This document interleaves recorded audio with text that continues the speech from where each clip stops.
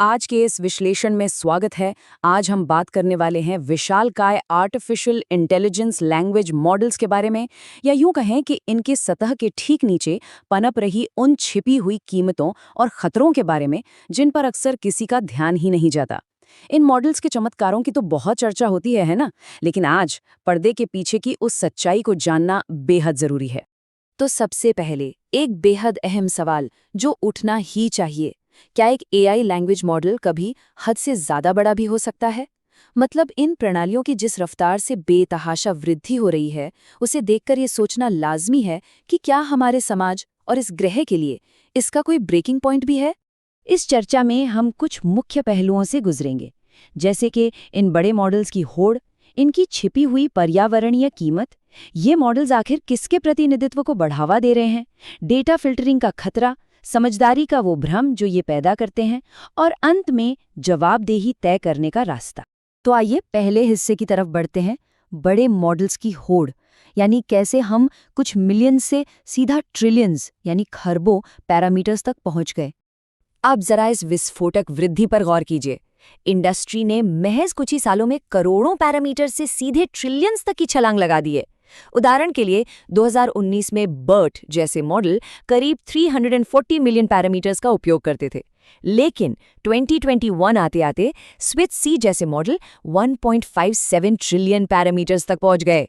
ये कोई सामान्य ग्राफ नहीं है, ये एक अभूतपूर्व तेजी है। खैर, इस तेजी के साथ आता है हमारा दूसरा अहम मुद्दा, छिपी हुई पर्यावरणीय कीमत। अनियंत्रित पैमाने का आखिर कार्बन फुटप्रिंट क्या है? ये आंकड़ा वाकई चौंकाने वाला है। एक अकेले बड़े एआई मॉडल को ट्रेन करने में अनुमानित तौर पर 284 टन कार्बन डाइऑक्साइड का उत्सर्जन हो सकता है। इसे थोड़ा और स्पष्ट तरीके से समझें, एक औसत इंसान सालाना महज 5 टन कार्बन उत्सर्जित करता है। उसकी तुलना में 284 टन, ये हमारे पर्यावरण पर पड़ने वाला एक बहुत बड़ा और गंभीर प्रहार है। और बात सिर्फ कार्बन उत्सर्जन तक ही सीमित नहीं है। अगर ट्रांसलेशन की सटीकता में महज 0.1%, जी हाँ, सिर्फ 0.1% का भी सुधार लाना हो, तो सिर्फ कंप्यूट पावर पर ही $1,50,000 का भारी भरकम खर्च आ सकता है। मतलब एक बेहद सूक्ष्म सुधार के लिए इतनी विशाल ऊर्जा और इतना सारा पैसा झोंक दिया जाता है। यहाँ सबसे महत्वपूर्ण और विचारणीय बिंदु यह है कि इस ऊर्जा खपत का भारी पर्यावरणीय बोझ उन संपन्न टेक हब्स पर नहीं पड़ता जो इन स्मार्ट उपकरणों का सबसे ज्यादा लाभ उठाते हैं, बल्कि इसका सीधा खामियाजा मालदीव और सूडान जैसे हाशिए पर रहने वाले उन वैश्विक समुदायों को भुगतना पड़ता है जो इस जलवायु परिवर्तन के कारण आने वाली बाढ़ और समुद्र के बढ़ते जलस्तर जैसी त्रासदियों का सामना सबसे पहले कर रहे हैं। तो इस भारी पर्यावरणीय कीमत को समझने के बाद अगला तार्किक सवाल जो जहन में आता है वो ये है कि खुद इन मॉडल्स को प्रशिक्षित करने वाले उस विशाल डेटा में वास्तव में किसका प्रतिनिधित्व हो रहा है। और यहीं से हम पहुंचते हैं तीसरे भाग पर, किसकी आवाज को बढ़ावा मिल रहा है और सार्वभौमिक प्रतिनिधित्व का जो मिथक है उसकी सच्चाई क्या है। देखिए, केवल इंटरनेट से ढेर सारा डेटा इकट्ठा कर लेने भर से पूरी मानवता की विविधता उसमें शामिल नहीं हो जाती। दुनिया भर में इंटरनेट तक सबकी पहुंच एक समान नहीं है। नतीजतन इस डेटा में मुख्य रूप से युवा और विकसित देशों का ही वर्चस्व रहता है। उदाहरण के तौर पर अमेरिका में रेडिट के 67% उपयोगकर्ता पुरुष हैं और विकिपीडिया के संपादकों में महिलाओं की भागीदारी केवल 8.8 से 15% के बीच है। इसका सीधा सा अर्थ यह है कि यह विशाल डेटा दुनिया को देखने के एक बहुत ही विशिष्ट और वर्चस्ववादी नजरिए को ही बढ़ावा दे रहा है। इस संदर्भ में ये विचार बहुत ही सशक्त है। दुनिया की सुंदरता, कुरूपता और क्रूरता सब कुछ एआई सिस्टम में डालना और फिर ये उम्मीद करना कि वो केवल सुंदरता को ही दर्शाएगा, ये महज एक फैंटेसी है, एक कोरी कल्पना है।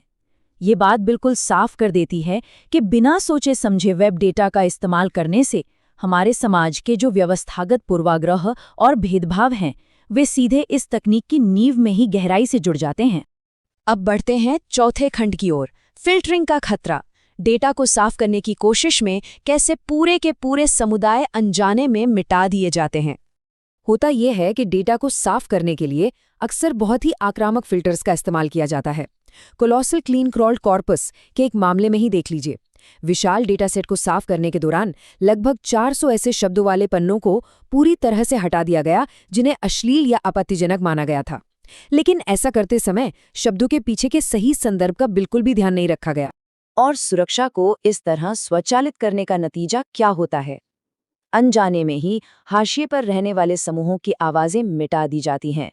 हेट स्पीच को हटाने के चक्कर में कई ऐसे शब्द भी फिल्टर कर दिए जाते हैं जिन्हें LGBTQ जैसे समुदायों ने अपनी पहचान के रूप में अपनाया है।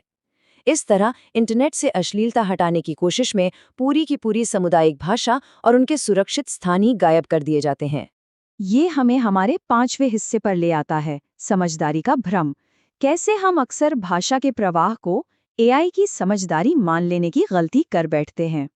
यह पहचानना बेहद अहम है कि भले ही ये मशीनें बातचीत करने में कितनी ही कुशल, सटीक या धारा प्रवाह क्यों न लगे, लेकिन असल में उनमें संवाद करने का कोई वास्तविक इरादा या बाहरी दुनिया का कोई असली ज्ञान नहीं होता।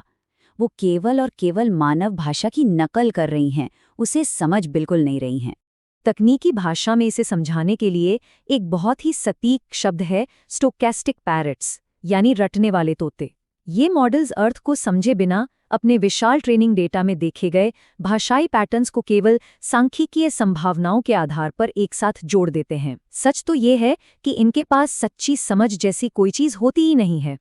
तो अब सवाल है कि आगे क्या? खंड 6, जवाबदेही की ओर एक कदम। कैसे हम विशाल आकार की अंधी दौड़ से हटकर सावधानीपूर्वक चयन की ओर बढ़ें? अक्सर कई डेवलपर्स एक खतरनाक जाल में फंस जाते हैं जिसे डॉक्यूमेंटेशन डेट कहा जाता है। ये तब होता है जब आंख मूंदकर केवल स्केल या आकार को प्राथमिकता दी जाती है। डेटासेट को इतना विशाल बना दिया जाता है कि बाद में यह जानना या उसकी समीक्षा करना ही असंभव हो जाता है कि उस डेटा के अंदर वास्तव में कौन सी जानकारियां या कौन से पूर्वाग्रह छिपे हैं। लेकिन कुछ विशिष्ट और जवाबदेह कदम उठाकर तकनीकी उद्योग में एक बड़ा बदलाव लाया जा सकता है, जैसे डेटा के उचित दस्तावेजीकरण के लिए शुरुआत में ही बजट तय करना, नुकसान का पहले से अनुमान लगाने के लिए प्री मॉर्टम विश्लेषण करना, और सबसे ज़रूरी हाशिए के समुदायों को ध्यान में रखते हुए वैल्यू सेंसिटिव डिज़ाइन अपनाना। इन्हीं ठोस कदमों से हम ऐसे लैंग्वेज टूल्स बना सकते हैं जो सिर्फ अंतिम आकार के पीछे भागने के बजाय समाज में समान मूल्यों का समर्थन करें। अंत में ये पूरी चर्चा हमें अनियंत्रित विकास की वास्तविक कीमत पर पुनर्विचार करने की एक चुनौती देती है। क्या वास्तव में ऐसे सिस्टम बनाए जा रहे हैं जो दुनिया को समझते हैं, या फिर ये सिर्फ ऐसे विशाल तोते हैं जो दुनिया की सबसे तेज और वर्चस्ववादी आवाज़ों को ही बार बार दोहराते रहते हैं? भविष्य की मांग यही है कि तकनीक को केवल विशाल आकार के लिए नहीं, बल्कि पूरी सावधानी और एक स्पष्ट, सुरक्षित इरादे के साथ बनाया जाए।